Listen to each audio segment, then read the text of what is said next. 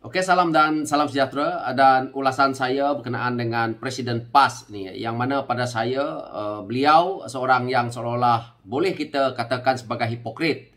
Di dalam waktu yang sama beliau juga kita lihat suka memfitnah, suka menipu dan berbohong. Ini komplit semua sekali.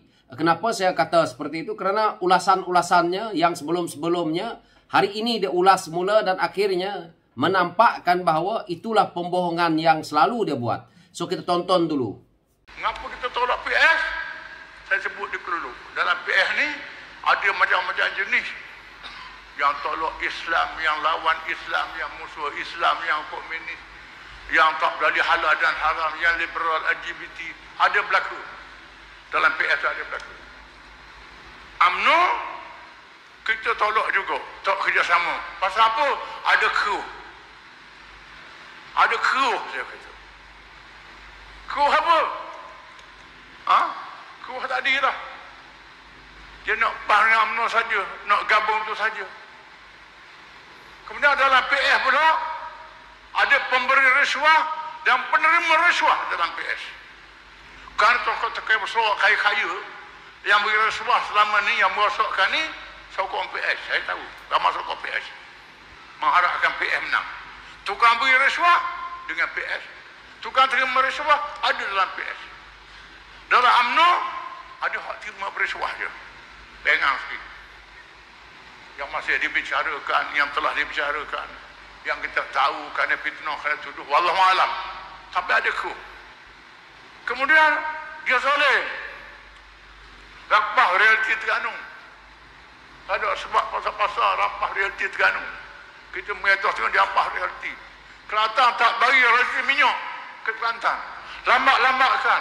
Ini soleh. Ini adalah video sebelum PRU ke-15 yang mana Presiden PAS mengkritik Pakatan Harapan dan juga mengatakan UMNO sebagai parti yang keruh dan tidak boleh bersama dengan mereka.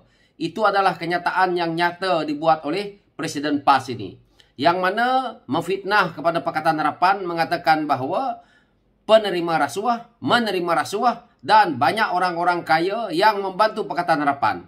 Apa yang kita boleh lihat adalah setelah habis PRU ke-15, Tan Sri Muhyiddin Yassin didakwa dengan menggunakan kuasa sebagai Perdana Menteri dan didakwa di mahkamah hari ini dengan salah guna kuasa dan juga rasuah yang melibatkan ada orang kaya pergi letak duit dalam akaun Parti Bersatu. Apa jawapan Presiden PAS dalam isu ini?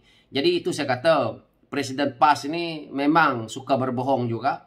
Di sini kita boleh lihat pula bahawa mereka menolak kepada Parti Barisan Nasional, terutamanya UMNO itu sendiri, dengan mengatakan sebagai keruh dan mereka mengkritik Presiden UMNO. Kita tonton dulu video yang seterusnya. Mesti bersatu PAS, UMNO dalam Pakatan Nasional. Serta sama. Mereka setuju. Mereka setuju. Kemudian kita pujuk mereka setuju. Kita nak buat perjumpaan, persetujuan. Tan Sri Muhyiddin sign surat. Saya sign surat. Zahid Hamidi sebut nama dia lah. Sign surat setuju. Sampai masa nak laksana, dia tarik. Tak setuju pula. Buat perangai lain. Ini salah tak betul.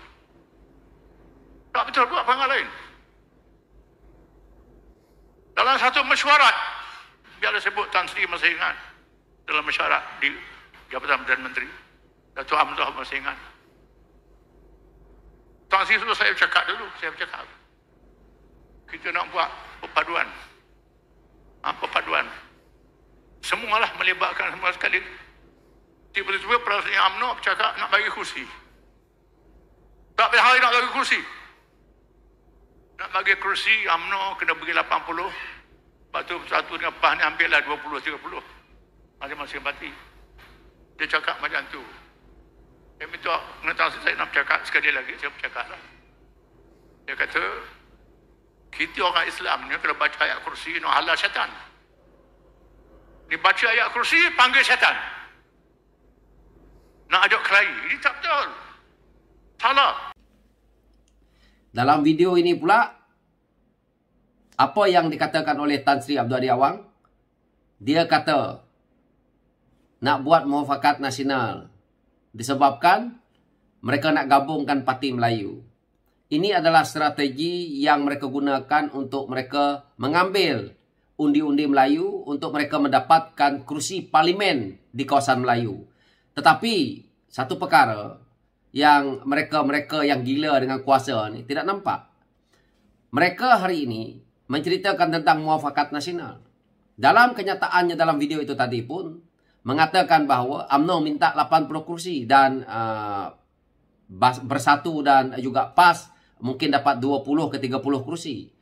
Jadi bagaimana parti yang mereka nak gabungkan melalui muafakat nasional ini boleh mendapat kursi untuk membentuk kerajaan? Apakah semua kursi yang mereka nak bahagikan ini tadi boleh menang semua?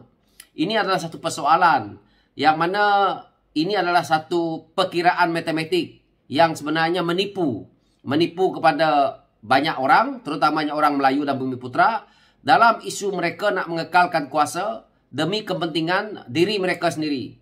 Saya ada satu perkiraan ya, yang paling mudah untuk kita nak lihat. Ya. Kursi parlimen yang ada di parlimen adalah 222 kursi. Saya nak menjawab ya isu muafakat nasional ya. Kalau gagal pun memang bagus. Kerana muafakat nasional dia tidak akan menguntungkan orang Melayu, tidak menguntungkan orang Bumiputera, dan tidak menguntungkan orang beragama Islam. Kerana di dalam sentimen yang mereka nak buat dalam muafakat nasional ni, elemennya adalah 3R. 3R ini adalah tidak baik untuk negara ini. Apa yang kita lihat, isu ya yang melibatkan muafakat nasional ini pada saya tidak relevan. Dalam parlimen kursi ada 222 kursi. Yang nak membuat muafakat nasional ni, mereka boleh bertanding ke di semua 222 kursi ini? Jawapannya apa? Tidak. Kenapa dia tidak? Kerana kita harus ingat kursi yang ada di wilayah Sabah dan Sarawak itu terbentuk daripada beberapa kursi yang melibatkan Sarawak iaitu 31 kursi, Sabah 25 kursi dan Labuan ada 1 kursi. Jadi jumlah kursinya ada 57 kursi. Maka kita dah lihat kurangnya daripada 222 kursi ini tadi. Kursi di Sabah dan Sarawak walaupun di situ UMNO nak bertanding ke, PAS nak bertanding ke, Bersatu nak bertanding ke, perkiraannya adalah kursi itu berada di wilayah Sabah dan Sarawak. Kena ingat itu. Maka dalam Malaysia ni pula ada 3 parti yang sebelum ini menjadi pembangkang iaitu Pakatan Harapan. Mereka ada DAP, ada PKR, ada Parti Amanah. Dalam 3 parti yang ada dalam komponen Pakatan Harapan ni, gila ke kalau tak menang 10 kursi? Gila ke kalau tak menang 20 kursi? Maka perkiraannya juga menyusutkan daripada 222 kursi itu. Maka jika Pakatan Harapan berjayalah keseluruhannya, tak payah kita cerita yang ada 82 kursi hari ini ya. Ini hari ini dah terlalu besar.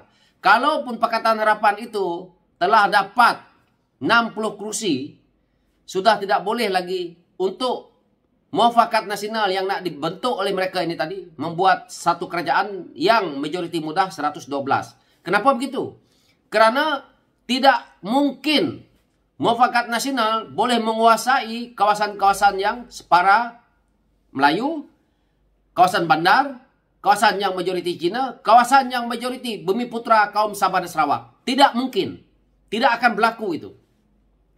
Jadi isu itulah yang menyebabkan pada saya tidak relevan.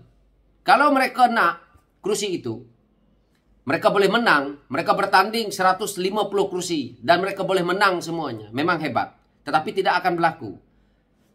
Ada rakyat daripada kalangan kaum Melayu akan menyokong Pakatan Harapan. Pemimpin daripada Pakatan Harapan iaitu melibatkan PKR, tetap ada orang yang nak menyokong. Begitu juga Parti Amanah dan juga DAP, tetap juga orang Cina menyokongnya kerana kamu dah buat muafakat nasional. Jadi sentimen perkauman terbina daripada mereka ini tadi. Siapa yang nak bina elemen 3R ini, sentimen perkauman ini? Adalah pemimpin PAS, adalah pemimpin Bersatu yang cuba untuk mengajak UMNO Barisan Nasional. Kenapa UMNO Barisan Nasional tidak menerima apa pandangan mereka? Kerana kalau kita lihat apa yang berlaku hari ini, PAS boleh menang 43 kursi dalam pilihan raya yang lalu. Kenapa PAS boleh menang? Karena PAS bertanding banyak kursi. Kalau PAS bersama dengan UMNO Barisan Nasional waktu itu, maka mereka akan bergaduh sesama mereka merebut kursi kawasan Melayu. Jadi apa pilihan yang ada? Ini dia. Kalau UMNO tak boleh dapat, PAS akan dapat. Kalau PAS tak dapat, Bersatu akan dapat. Maka kursi ini yang bergaduhnya mereka 3 komponen ini tadi. Dia tidak merugikan kepada Pakatan Harapan. Karena Pakatan Harapan kebanyakan kursi mereka tidak di kawasan Melayu yang totok. Dan mungkin kawasan Melayu yang totok diletak parti yang melibatkan contohnya PKR dan juga parti Amanah. Jadi dalam isu mereka bermain dengan sentimen 3R ni, dia sebenarnya tidak melibatkan kepada Pakatan Harapan. Tapi dimomokkan. Contoh yang kita lihat. Momokkan yang apabila ucapan Presiden PAS ini sendiri mengatakan Grasuah itu penerimanya orang daripada Pakatan Harapan. Penerimanya. Pemberinya juga orang daripada Pakatan Harapan yang menyokong. Tapi terbukti hari ini. Apabila ada orang menderma dalam akaun parti Bersatu ratusan juta. Dalam PKR. Boleh cek akaun parti PKR, boleh cek akaun parti DAP. Ada tak bukti menunjukkan bahawa duit masuk ke dalam parti, dalam akaun parti, beratus juta, berbilion, dan mempunyai kemewahan yang ketara. Parti PAS sendiri hari ini, kita lihat, begitu kaya. Dari mana PAS dapat duit? Dari penderma-penderma yang bagi 10 ringgit tin milo. Kalau itu yang PAS amalkan, mereka mendapat duit daripada dana tin milo, sudah lama hari ini, pemimpin PAS bersenang-lenang boleh kempen dengan begitu mudah. Tetapi PAS, terutamanya presidennya, hanya berbohong kepada rakyat semata-mata. Sebab itu saya kata, Presiden PAS berbohong. Isu-isu yang melibatkan dana yang dibagi oleh UMNO, melibatkan Datuk Seri Najib dahulu, 90 juta, tak dapat dijawab. Dulu dia cakap Saman Sarawak Report. Akhirnya dia kata macam ni. Akhirnya siapa yang kena bayar? Dia sendiri kena bayar. Benda ini dia tak jawab. Tetapi pemimpin PAS yang lain mempertahankan presiden. Tapi benda yang salah pun mereka pertahankan. Itu hakikat dia. So, itu ulasan saya dengan pembohongan. Jika ada pemimpin PAS tak puas hati, tolong jawab. Apa yang saya ulas ini. Itulah kenyataannya, hakikatnya. Sekian, terima kasih.